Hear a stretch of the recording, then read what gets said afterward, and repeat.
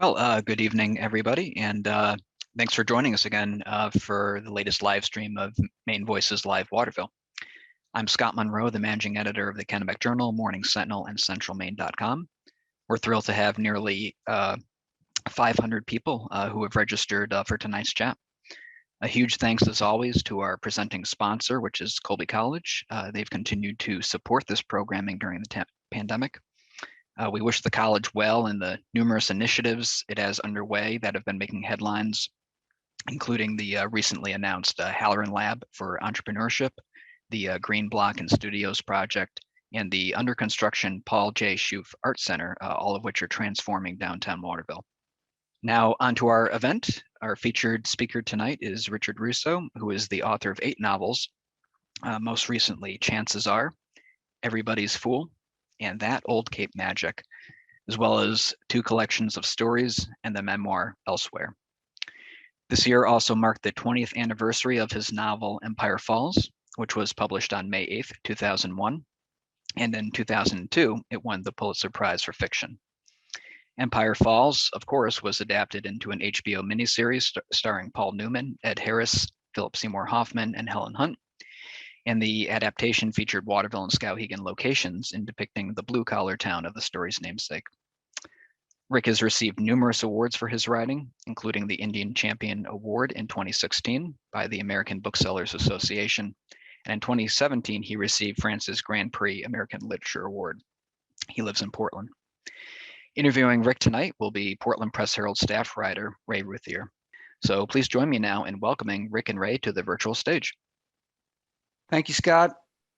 Thank you, everybody, for joining us tonight. Thank you, Rick, for agreeing to do this and talk to folks. And as Scott said, we're going to talk about a bunch of things.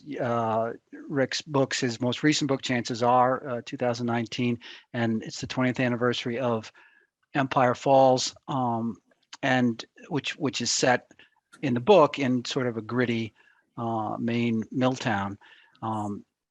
So some of the people who signed up for this conference, Rick, had questions about the settings of your book, specifically the settings of Empire Falls, Mohawk, and Nobody's Fool, the gritty mill towns in those books. And somebody wrote, were those based on real towns?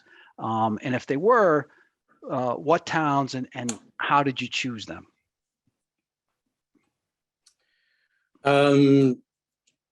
I can name them for you. I suspect that I didn't choose them so much as the fact that they chose me in some weird way. All of the books that you've mentioned so far, including Empire Falls, which is set in Maine, have connections in some way to the town that I grew up in upstate New York called Gloversville, which was the glove capital of the world and where I spent the first 18 years roughly of my life. It's part of that whole Rust Belt that extends pretty much from the Atlantic Ocean all the way through the New England states, through upstate New York, all the way to Buffalo and beyond. My view of things, I often say, I think what you know best is what you know earliest, because those are the things that really get inside your head on the experiential level. You notice things much more clearly, and they stay much more deeply embedded in the first 15, 16, 17 years of your life. After that, there's a lot of repetition. And so Gloversville and my experience there in this down on its luck mill town, and also in a very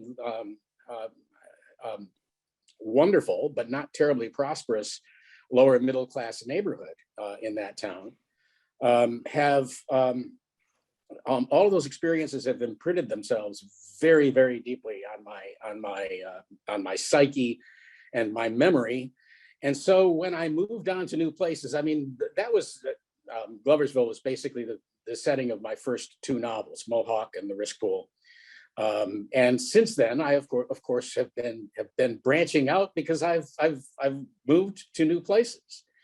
when I got into To Nobody's Fool and some of those middle books, I'd kind of moved up the road a little bit towards Ballston Spa, where my North Bath was located, and Saratoga Springs, which kind of doubled as Schuyler Springs in those books.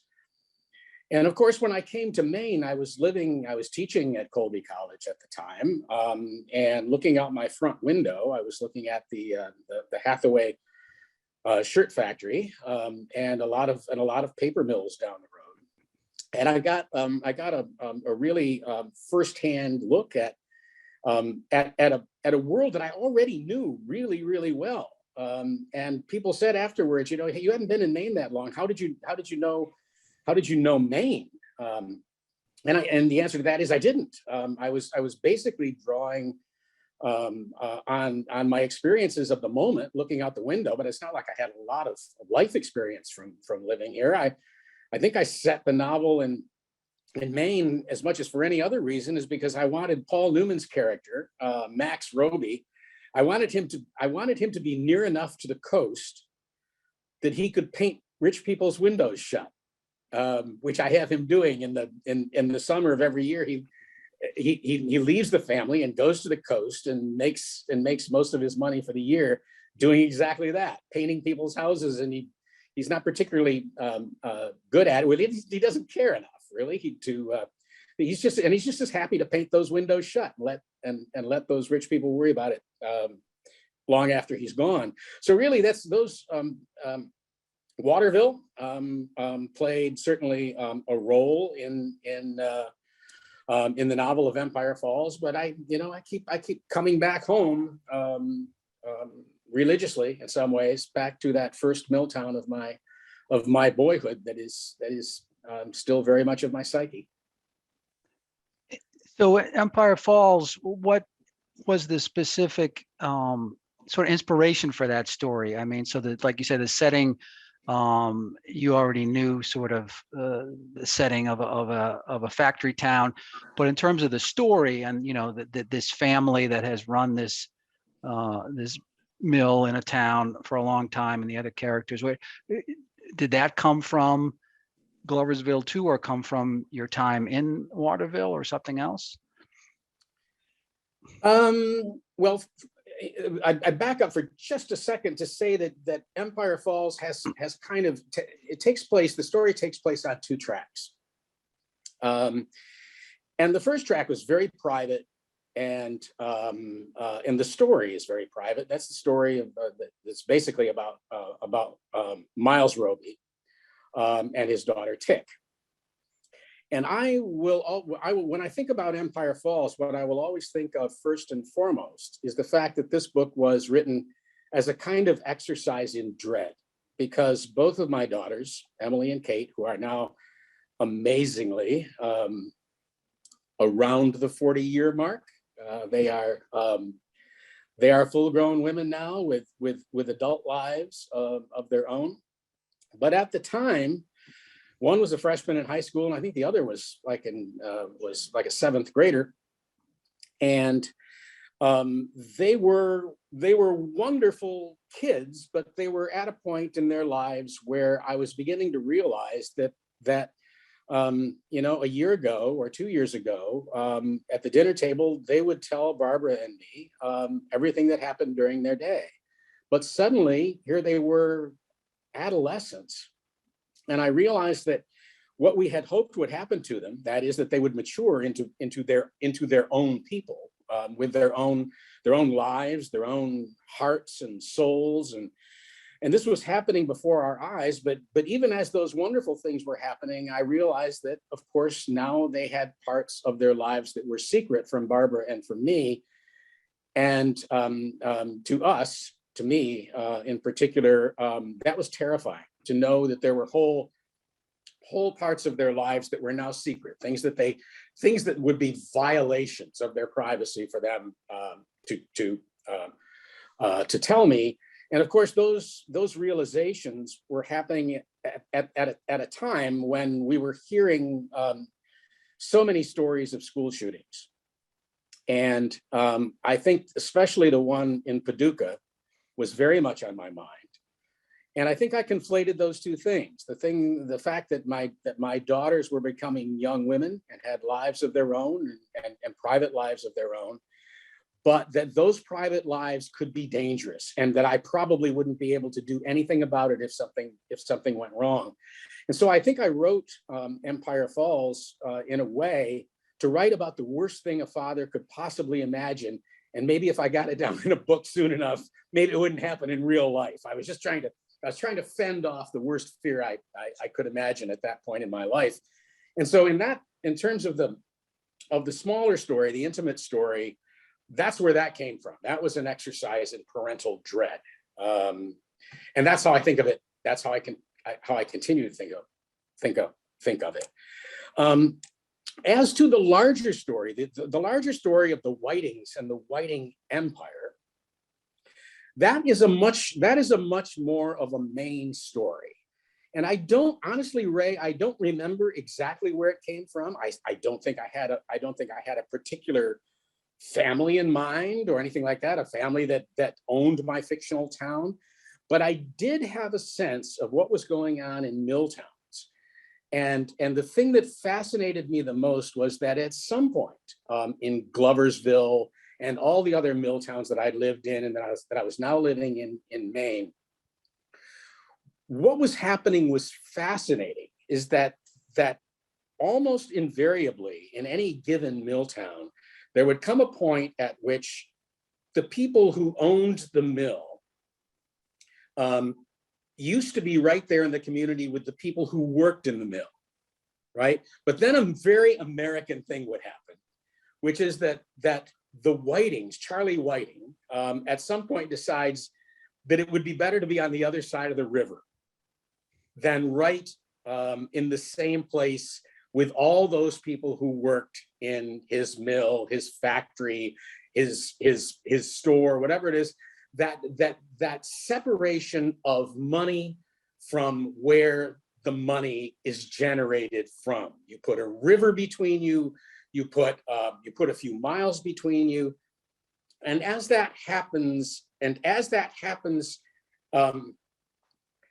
the money continues to follow that particular family, and as the years progress, they wield outsized power, outsized political influence.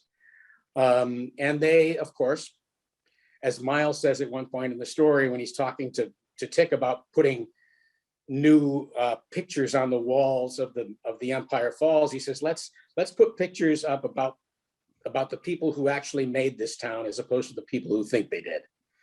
So that's where the larger story of, because I just saw that happen, again and again, money moving away from its source and becoming something else. And the book was made into a movie in Maine, and which was a very big deal for Maine because I've been covering film and entertainment in Maine for a long time, and very few books or stories set in Maine, get made into films here. You think of all the Stephen King stories that are set in Maine, and in the 90s, a few of them were made here, but it doesn't happen that often because of the cost pressures that Hollywood studios, I guess work under. So this movie had big stars, Paul Newman, Ed Harris, lots of other people. So I was wondering if you could tell people what you know about why HBO did decide that it made sense for them to make the film in Maine, and if you had to, how hard did you have to push them, if you had to at all? Well, if it had come down to me pushing them, it never would have been made here. I don't have that kind of power or leverage. I think it was a unique set of circumstances that would be very, very difficult to do. If we were trying to do the same thing now, it probably would be twice or 10 times as difficult as it was at the time. Perhaps the most important reason that it got done here was Paul Newman. Paul was right at the center of this project right from the start. He read the book very early. I think he read it in galleys before it came out. I was kind of on his radar simply because we had done 2 movies together already. He had gotten an Academy Award nomination for his wonderful performance in Nobody's Fool. We'd made another movie together called Twilight. And so he was really looking at this as a possible project from the time that he read the book, either in manuscript or in galleys. And we had very early conversations about it because there was other interest that was thinking about doing it as a movie. And Paul was the one who said, no, no, no, don't let them do that. It's too big. They'll distill it into an hour and a half or an hour and 45 minutes. And this really needs to be at least twice that long. And he was the one who really was the reason more than any other that we went to HBO rather than a Hollywood studio. And he was also the reason that we got that cast. Our director, Fred Skepsy, was wonderful, and we had other producers who were wonderful in putting this whole project together. But it was Paul who got on the phone to Philip Seymour Hoffman and Helen Hunt and Robin Wright. But he didn't have to get on the phone to talk to Joanne Woodward, but the other people in the project, he was on the phone with personally. And I think the same thing was true with HBO. I think if Paul had told them to let's do it closer to Connecticut, because that's where I live, I think they would have done that. There might have been a couple of other places in the running if he had suggested those. Canada would have had to have been in the picture simply because you can do it so cheaply there, and it looks a lot like Maine. But the other thing was that HBO, I think more than any place else, if this had gone to Paramount or another studio, I think it probably would not have been done here. But HBO and the leadership of HBO at the time was willing to spend that kind of money. And I think they could do things that even major studios couldn't. And the only thing I did, Ray, honestly, was to say to Paul and one or two other producers, when they finally started scouting locations, I said, just please spend a day or two. Come up to Maine, have a look at Waterville, have a look at Skowhegan, and have a look at that part of Waterville where the Hathaway shirt factory was, crossing the river into Winslow, where there were other factories on the other side. And of course they arrived in Boston and then drove up to Maine and drove in their 2 or 3 limousines that they probably arrived in. I wasn't there for that. Pulled into Waterville and said, "Oh, this is perfect." Because of course it was. That's what I was looking at when I was writing the book. But I don't think it would happen today. And so how did you, it's quite a streak of luck to have basically all your books that have been made into movies starring Paul Newman. Like, how did that happen? Did you know Paul Newman first, or was Twilight the first project? And if so how did you and he hook up on that one? Actually, it was Nobody's Fool, which was first. And Twilight came along because the director of Nobody's Fool, Robert Benton, and I wanted to work together again. And we both loved working with Paul. And so that's how that one came about. I'm still not sure exactly what happened with Nobody's Fool, but except that it happened very quickly. We had one of the most powerful producers in Hollywood, Scott Rudin, is the one who purchased the project, and he no sooner had it than he decided that he wanted Robert Benton to direct it. And it wasn't more than a week or two after that before he called Paul Newman and said, "It's either you or we're not going to do this." And Paul read it really quickly and said yes. And then suddenly it seemed like every week there was other news. Jessica Tandy was aboard, and Bruce Willis was aboard. so it happened very quickly. Why Paul was interested, I think that there was a connection between, I want to be careful about how I put this because it's speculation on my part. And Paul became very dear to me, and I miss him. I miss him to this day a lot. I wish he were still around, and I wish I could send him galleys of new books now every time one comes out. He was such a great friend and a wonderful supporter. So I don't want to play amateur psychologist too much here because I am speculating. But Paul lost a son earlier, and I think that Nobody's Fool was a father-son story.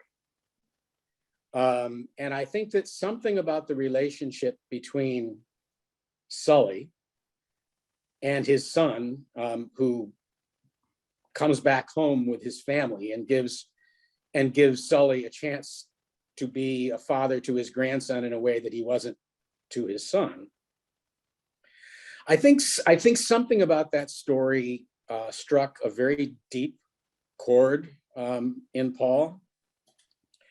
And if I had to guess what was going on there, and not only just Nobody's Fool, but if you look at that part of Paul's career where he did so many of his greatest movies, he did Nobody's Fool, he did The Color of Money, he did the one about the lawyer. I'm blanking on the name of the title of that. Absence of Malice. Absence of Malice.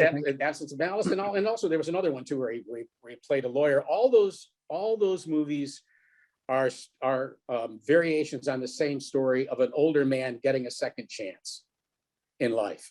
And why exactly that resonated at that particular moment in Paul's life, but if you look at that cluster of films, I think you see an artist knowing that there was something to draw on in these particular projects, and he did some of his best work during those years, in Nobody's Fool, and then later seeing him take on the role of Max Roby in Empire Falls, which is yet again another. He's a little older there, but again, same story. A guy who gets a chance to do something right on the second time around. Somebody in the chat just pointed out is The Verdict was the movie The Verdict, you were yes, trying to think thank of, you. probably. Thank you to whoever that was. Yeah, Absence of Malice. He's not a lawyer at all. I don't know what I was thinking of. And somebody had asked too about the movies and just your opinions of them. Because a lot of times you'll hear authors say that they don't think their work was done justice in the movie, or they would have done something different. So I guess both Empire Falls and Nobody's Fools, did you like them? Were there things that you wish they had done differently? I thought that Nobody's Fool was pretty close to a perfect movie. I still marvel at it because that was such a big book, and I still have people tell me that they loved that movie because of how faithful the director Robert Benton was to it when he wrote the script and later directed the movie. And I always smile at that because the thought in the back of my head was, yes, he was absolutely faithful to the book, except for the 2/3 of it that he cut out. But he was faithful to it. He was faithful to it in the way that you want a screenwriter and a director. He was faithful to its spirit, and that's all you can ask. Faithful to the characters, faithful to the spirit of the novel. And yes, he cut 2/3 of it out, but so what? I mean, what was there was glorious, I thought, and I simply couldn't have asked for a better movie to be made from a novel of mine. I think the same thing is almost true of Empire Falls. I think the cast brought that book so wonderfully to life. Everybody was great in that. I thought when I heard that Ed Harris was going to be playing Miles, I scratched my head a little bit because I was picturing James Gandolfini. That's who I had described in the book. And here's trim little Ed Harris. But of course, he was perfect in the role, and so was everybody else. And Fred Skepsey, who directed the movie, did such a wonderful job. My only complaint about Empire Falls was the screenwriter, who was me.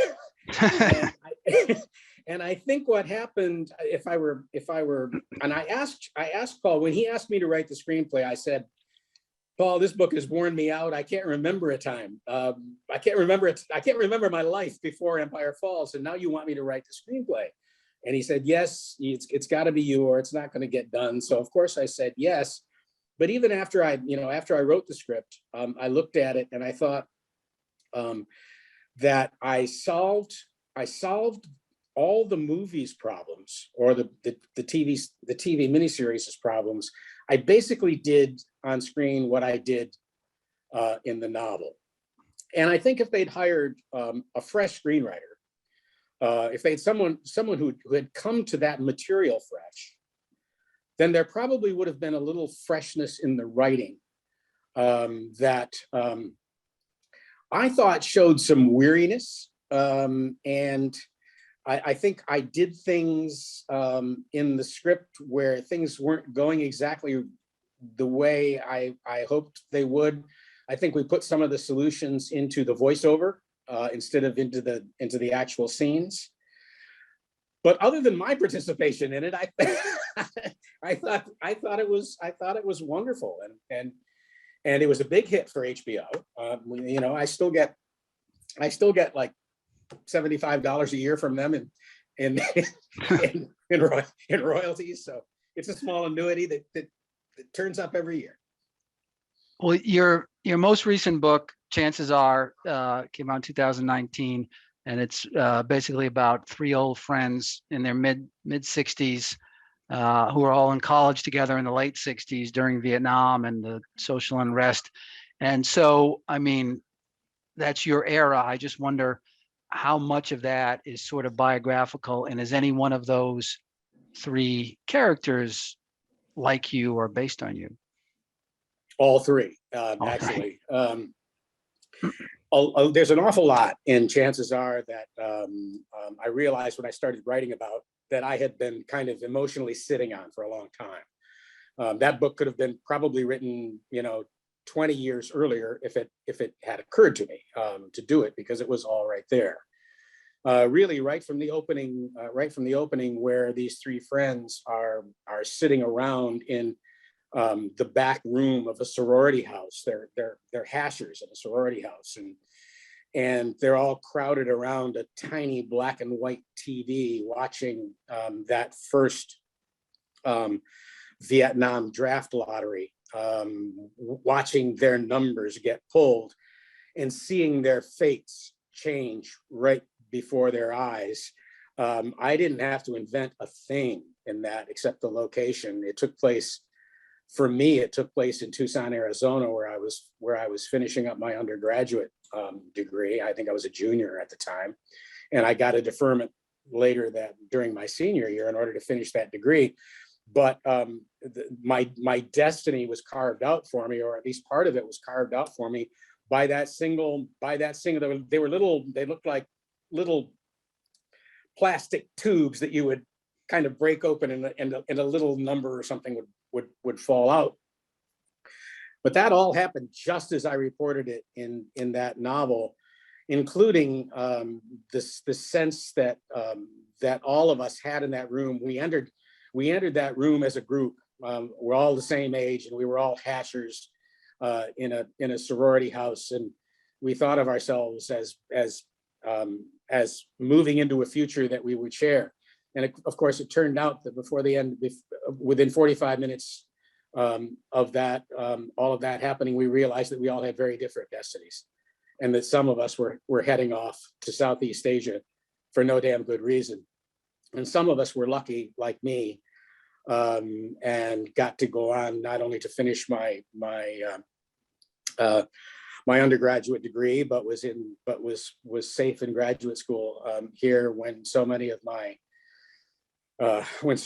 friends and compatriots were elsewhere. So all of that was pretty much autobiographical.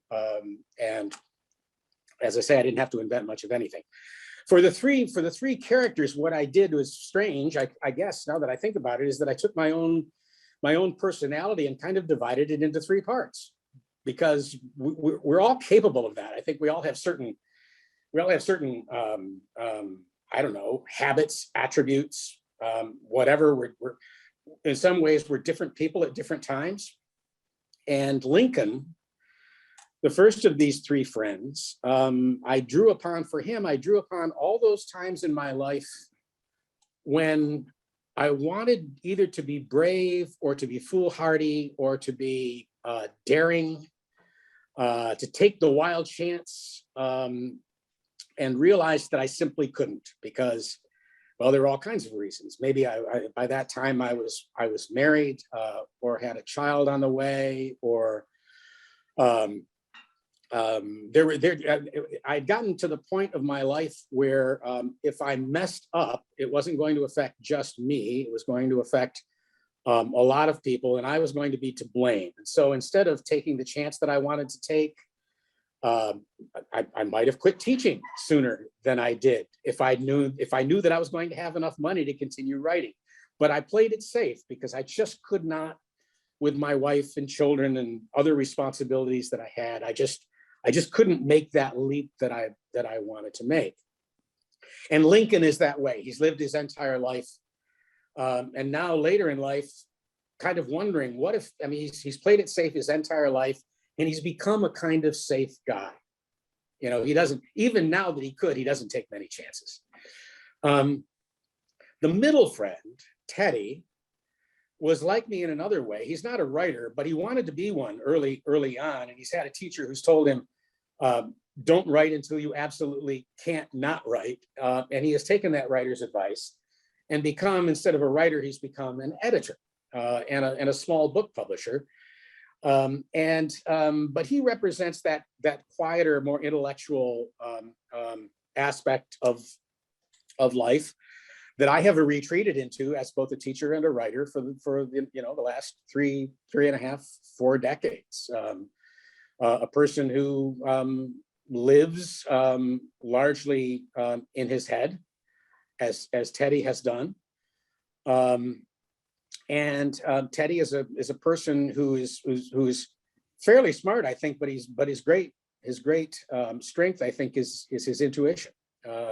And he tends to figure things out not by thinking them through, but making kind of imaginative guesses. The last of the three friends, Mickey, is that person that I might have been if the other two parts of me didn't exist. He's the guy that wants to still, at age, these guys are in their late 60s when this novel came out. He is the guy who is still strapping on a Fender Stratocaster and playing rock and roll music really, really loud. And that's all he has wanted to do. With his life, it still gives his life structure and meaning. And there are still the only times I ever doubt that I'm doing the right thing with my life is when the right hard rock and roll song comes on. And I want to strap that guitar on because I did it for a lot of years in graduate school. I had a regular, steady gig at a restaurant in Tucson where my wife and I were living at the time. There are still times when, if the right song comes on, that's all I want to do with what remains of my life is play rock and roll music at very high volume. So that's what I did with that book. Is I just kind of and let these guys expand on their natural tendencies and become full people instead of just 1/3 of me, which was, I wouldn't have wanted that for the book. So are you working on a new book now? And if so, when can people expect to see it? And what's it about? If you can Right tell now, it's people. about 355 pages. That's what it's about. No, it's actually the third volume in my Fool series. The first book was Nobody's Fool. The second book was Everybody's Fool. And unless I can think of something better, this one's going to be called Somebody's Fool. I mean, it's the low-hanging fruit, isn't it? That it's right there. It's right there to be grabbed. And I feel like I'm maybe, I don't know, 2/3 of the way through it. It feels like I've kind of made the final turn. I kind of have an idea how the story ends for my characters. Sully in the second novel, Everybody's Fool. Some of the characters from the first novel have died. Miss Burrell has gone on to her reward, and a minor character Officer Raymer has moved into the spotlight and become a major character. And the same sort of thing has happened in this third novel. Sully, who was old and in ill health and at the end of the second novel, is no longer in this one, except as perhaps the world's most powerful ghost, because he still is in so many of the characters' lives and memories that he haunts about half of the book for people whose lives he's changed in some way. So when will it be done? I'm hoping, God willing, and the creeks don't rise. I'm hoping to deliver this maybe early February. And it takes these books probably 10 months or so to, depending on how much revision there is and what the production schedule is like for my publisher and what time of year they want it to come out. So I'm expecting a year at the earliest, and maybe closer to 2. Who knows? Can you talk about some of the characters that do carry on into this third one, who were in the first or the second? Because you said Sully is there and haunting people, but in terms of characters who are alive and maybe take more of the focus, who are some of those? Well, Sully's son Peter. This final book is all about inheritance. Inheritance in terms of all of what we naturally think about as inheritance. I mean, Peter, Sully's son, has inherited Miss Burrell's house from his father. His father inherited it from Miss Burrell, and now Peter has inherited it from Sully. And he has also inherited, in a strange way, he has also inherited Rub, who is still alive and with us. And he and Rub are now refurbishing, doing major renovations on Miss Burrell's house, because Peter has been trying desperately to get out of North Bath for decades now, and selling the house is the key to his escape. So that's one story that's going on there. Ruth, Sully's one-time paramour, is still around, as is her daughter and granddaughter. They are both major characters.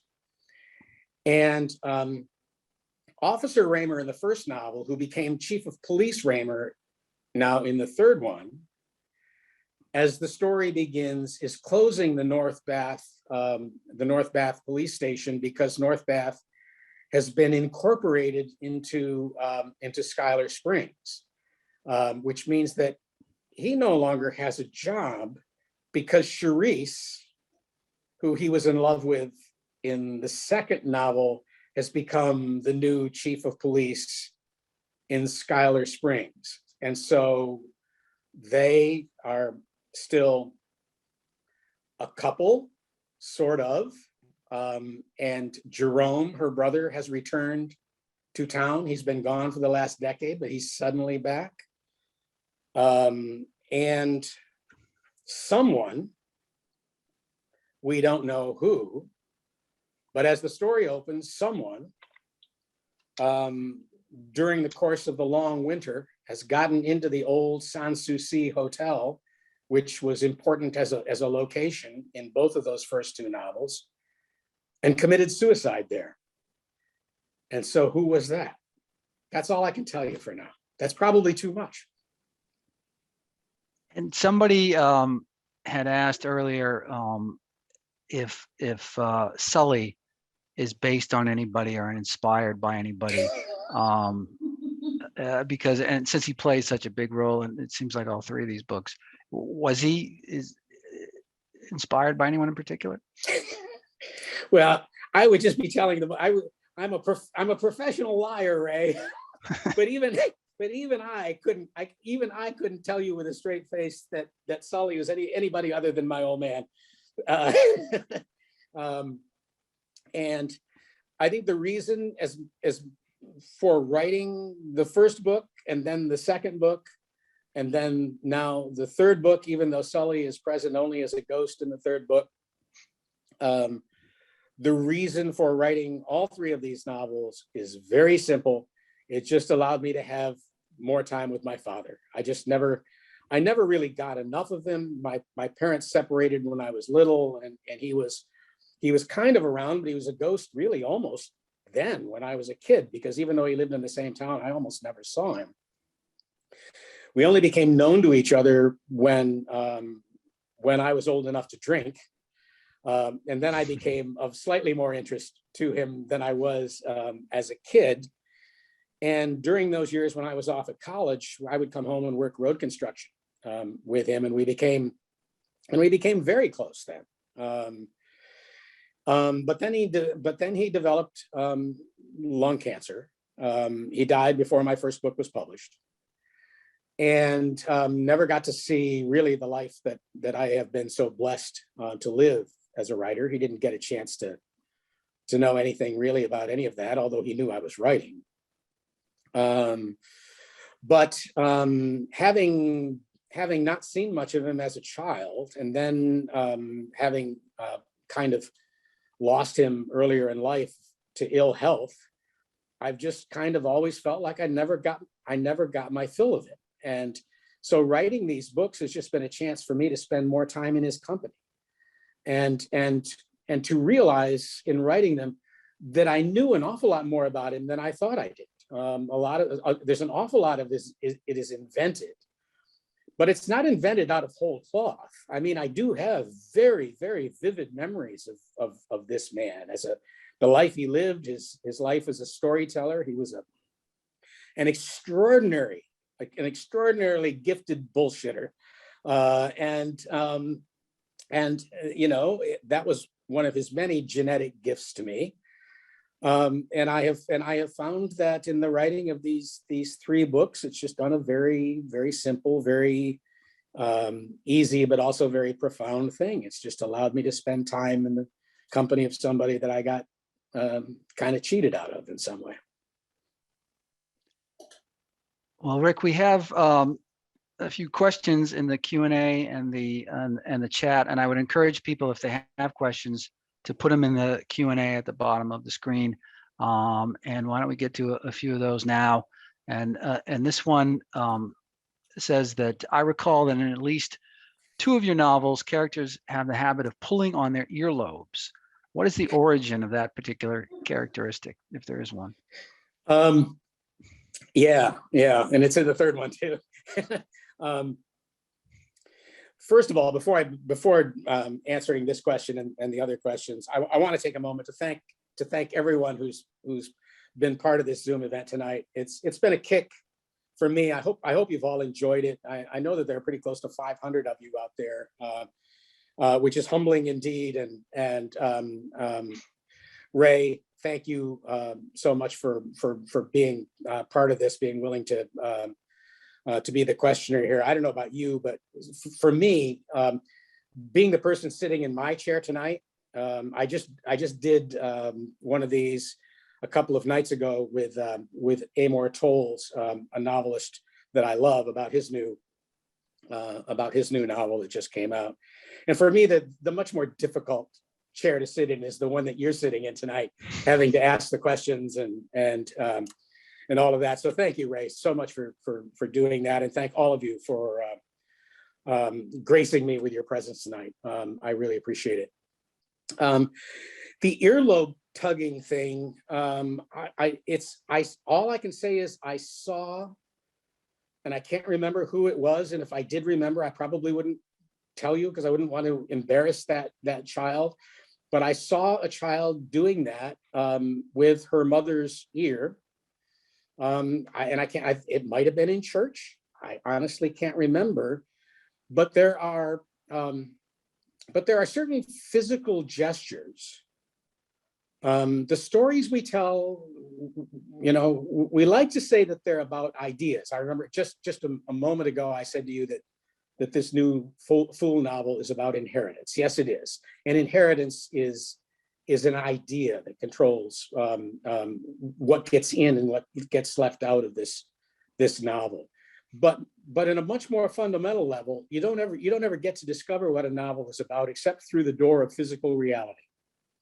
And so physical gestures like that, as simple as they seem, are things that I'm always on the lookout for. And because my ear is so much better than my eye, and because I learn so much more about my characters by listening to them talk to me through their dialogue, one of the chief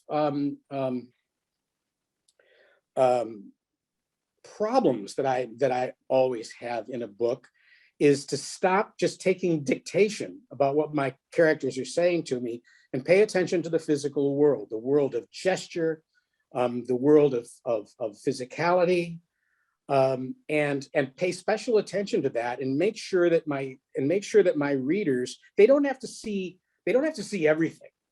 They don't have to see the stuff that's in the background, but there are certain things in the foreground that will have meaning if we let them. And that gesture, that little girl tugging on her mother's earlobe, was significant to me. It was expressive of love. It was expressive of worry. This was a child who did not want to be separated physically from her mother. There was something going on there that interested me. There's something going on in that child's life that makes her a little bit afraid, and she needs to be close to her mother, can't be separated. She just even sitting next to her in the pew in church, that's not close enough. She needs something even closer than that. And if you're a writer, you need to be paying special attention all the time to the physicality of the world. It's the door that opens into idea. And so you're always trying to pay attention to that. Where specifically that came from, I don't know, but I knew it was gold the moment I saw it. Yeah. And we have a question here. How are current events having an effect on your current writing? Can an author in good conscience ignore current events? And it says even science and historical fiction. Well, I think the thing that I would begin saying about historical fiction, because counterintuitively, normally you'd think the farther something goes back in history, the less it would have to do with current events. But I think the best historical novels are ones that interpret present day events, or interpret historical events through a present day lens.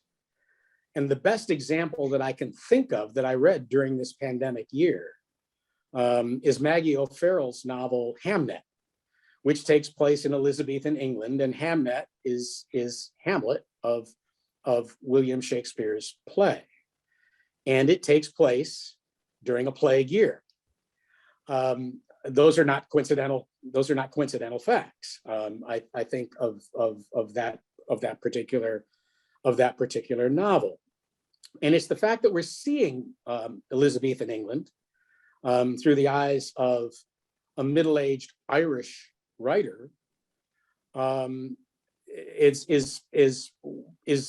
the best thing about that particular novel. But to go back to your question, can a writer ignore current events? And of course, the answer is no. I just delivered to my editor today a short essay based on the pandemic and physical events, and I've published three long essays during that period, only one of which has come out yet. But those are nonfiction. No, I don't think a writer can ignore current events. But the thing about fiction is, if we're talking about fiction, I know Gary Steingart just published a novel that's getting a lot of praise and a lot of publicity and a lot of play. It's very much a pandemic novel. I think it's called Our Country Friends. And it's about a group of New Yorkers fearing the plague who have convened in a house up the Hudson River. And it was written about the plague, during the plague, and it's come out now even before the end of the plague. So, but in fact, what happens for the most part is not that at all. I think what happens for most writers is that for something to become fiction, it has to become completely internalized and completely imagined, because the facts on the ground that we're seeing right now are not enough for most of us to make compelling fiction. Ultimately, we need not just the facts, but we have to find out how we feel about those facts. And that's the lag time. So we'll start getting a bunch of great novels, I think, about the pandemic, about the insurrection at the Capitol, about the Trump presidency. I think those books will start rolling out, and they will continue to, because books about nonfiction books about those very topics have already come out. They've already come out. In fact, there are probably more than we need of them that have come out. But there hasn't been nearly as much fiction, because fiction, just by its very nature, takes time to gestate. And the last thing you want to do is rush something like that. You want it to marinate, or at least I do. And the next questioner says, Straight Man is the funniest novel I have ever read, and it's the only book that has made me laugh out loud. Having grown up in Waterville, I visualized the setting similar to Colby College. How much of the story comes from that campus, if any? And then they go on to say that they just finished a 30-year career in higher education, and that the book mirrored some experiences that I witnessed. Well, that book was almost completely written by the time I got to Colby College. So the vast majority of that book was probably more centered in Southern Illinois University, where I taught before I came to Waterville and Colby. And before that, there was a lot of that book that came out of Southern Connecticut State University in New Haven. There was one guy in the English department at Colby College at the time that whenever in an English department meeting, someone would use a male pronoun, someone would say he, this faculty member would pipe up and say, or she, chastising the rest of us in the room for that. And so he, of course, in Straight Man became the character known as or she, because that was just a little tick that I used, and I was able to get that into the novel before I sent it off to my publisher. But no, most of the stuff from Straight Man came from other campuses, other English departments, but they're all the same.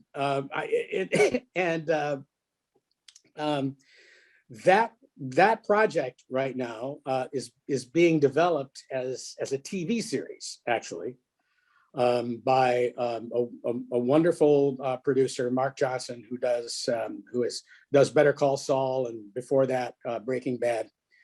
I don't know where it is in production right now, but Bob Odenkirk has signed to play Lucky Hank, and they're making it contemporary. So the story is taking place now, but the academic lunacy, it needs to be updated a little, but it's still there. I mean, it's still a feature of English departments. The language has changed a little bit. Everybody's talking now about critical race theory, and the language of of these people. There are the issues themselves, and then there is the issue of the fact that in the academy, people are inventing a whole new language in which to talk about these things. And of course, that was exactly what was going on back when Straight Man was written. The language has changed, but the idiocy has not. So they're having a whole lot of fun in writing the first episode of this, and then mapping out the other episodes in the series, updating the kind of academic lunacy that never really changes. Is that attached to a network, or do we know how it'll be distributed? Or I don't, and I don't even know for sure that it's going to get made. I was so grateful to learn for so many different reasons that Bob Odenkirk, who suffered a mild heart attack recently, is up and about and feeling his oats again. Feeling apparently it was nothing serious. It interrupted the filming of Better Call Saul the last season for a few episodes, but I think a lot of whether that actually gets made or not depends on Bob being on board. So fingers crossed, because he's a wonderful actor. Even if he's not doing this, he'll be doing something else that's great. And here's a question about whether there is an author, or what author has most influenced or inspired you. Oh, wow. Gosh. We were having a dinner last night, actually. My wife and I were visiting with some old friends, and a question came up around the table very much like that. And I said that this last 18 months or so, I probably read 5 times as many books during the pandemic as I would during a normal year, because of just, all the time we had. It was reading and writing that saved me during those. And there are any number of, I've already mentioned Maggie O'Farrell, and I read a couple of other of her books during that period. And she's an inspiration to me. Now, there's certain writers that are alive right now today that I just go back to constantly. But in terms of contemporary writers, writers that I was talking about last night, when I was trying to become a writer, I don't think that there was anybody probably more important to me, or who I went to school on more, than Larry McMurtry. Going all the way back to the early books, Horsemen Pass By, and Terms of Endearment, and of course Lonesome Dove. McMurtry was very important to me. But I think, going back even further than that, I mean, my touchstone in all things is Dickens. And I need to read a Dickens novel or novella or something of his every year to remind me what a real genius is like, and to draw some inspiration from that just mind-boggling to me, that head that got wrapped around all of those books, and managed to turn his obsessions from one book into another over a career that still baffles me, and how you write that well, that many books for so long. And somebody, and this would probably be the last question, somebody had asked about whether you have any sort of advice for a writer who's trying to get published, or if you remember any, one specific bit of advice that helped you. Well, first, if you want to be a writer, the first thing you have to be is a reader. I always worry about somebody who tells me that they want to be a writer, and I ask them what they're reading, and it turns out that really they're coming to writing not because they love to read, but because they love stories that come at them from a different medium. They love TV, or they love movies, and of course, great stories are being told they're wonderful stories being told on TV, and wonderful stories that are being told in movie form. and lots of other electronic forms now too. So there are a lot of different ways that young writers, people who want to be writers, there are a lot of different avenues through which stories come. But I think if you want to be a writer, you have to be a reader first. And the second thing I would say is that if you want to be a writer, I would really encourage anybody who wants to be a writer to become a writer who develops habits that become part of their process. The first and foremost of those is writing every day. You can't be a dilettante about this. Treat it like a job. You treat it like you would if you were selling insurance. You know, you do it every day. Every day you're not out there pounding the pavement is a day that you should have written something, even if it was bad. Doesn't matter if it's bad. You wrote that day. That's a habit that you're going to need for the rest of your life. So those are the two things that I would just say: read as much as you possibly can, and read like a writer. Just say, what is valuable in here? What can I steal from this? What can I learn from this? And then just make it. I mean, I always say writing is not what I think, it's how. And you don't do that without that kind of just mind-numbing almost habit of just doing it every day.